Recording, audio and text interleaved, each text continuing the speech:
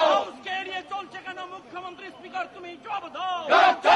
মুখ্যমন্ত্রী হঠকারী সিদ্ধান্তের বিরুদ্ধে, স্পিকারের হঠকারী সিদ্ধান্তের বিরুদ্ধে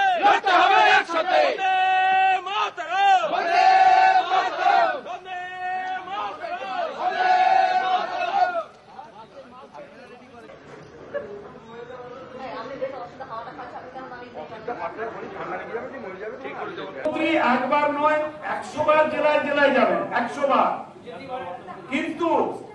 কিন্তু বিধানসভা, লোকসভা এইগুলি হচ্ছে সাংবিধানিক প্রতিষ্ঠান। সংবিধানের শপথ নিয়ে মুখ্যমন্ত্রী যে দপ্তরগুলির দায়িত্বে রয়েছেন, বিধি মতে তাকে আসতেই হবে। তিনি না এলে তার পরিবর্তে কেউ উত্তর দেবে, অ্যাসাইন করতে হবে, এবং এটাই রীতি। এটা তিনি এড়িয়ে যেতে পারেন না।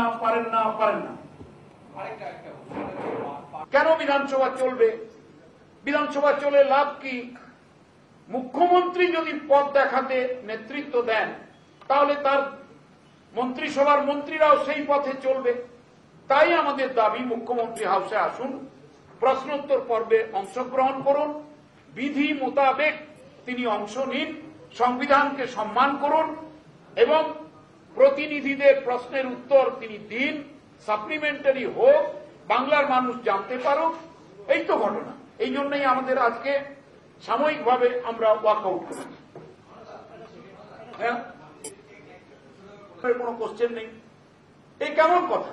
সারা বাংলা জ্বলছে ভোটের আগে থেকে, ভোটের পর, ভোটের সময়, এখনো ঘর ছাড়া মানুষ, বাড়ি উল্টুট হচ্ছে, চাষ করতে পারছে না, সামাজিক বয়কট, রাজনৈতিক বয়কট, অত্যাচার, রক্ত জ্বলছে।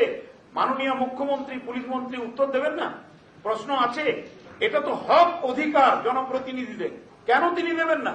এই নিয়েই আমাদের ডেপুটি লিডার শ্রী রবীন্দ্রনাথ চট্টোপাধ্যায় তিনি প্রশ্ন তুলেছিলেন, দাঁড়িয়েছিলেন। ওদিকের বিরোধী দলের যেমন আনিসুর রহমান উঠেছিলেন, আমাদের নেতা ডেপুটি লিডার রবিবাবু উঠেছিলেন, শোনাই হলো না, বলতেই দেওয়া হচ্ছে না, জানতে চাচ্ছি, পাচ্ছি না উত্তর। তাই আমরা আজকে সাময়িকভাবে ওয়াকআউট করেছি, প্রতিবাদ করেছি। গণতন্ত্রকে মর্যাদা দিতে হবে, সংবিধানকে মর্যাদা দিতে হবে, হাউসের রীতিনীতিকে মর্যাদা দিতে হবে, মুখ্যমন্ত্রীকে আসতে হবে। এটাই আমাদের দাবি। অনারেবল স্পিকারকে অনুরোধ করছি, তিনি মুখ্যমন্ত্রীকে বলুন তিনি যেন প্রশ্নের উত্তরে অংশগ্রহণ করেন।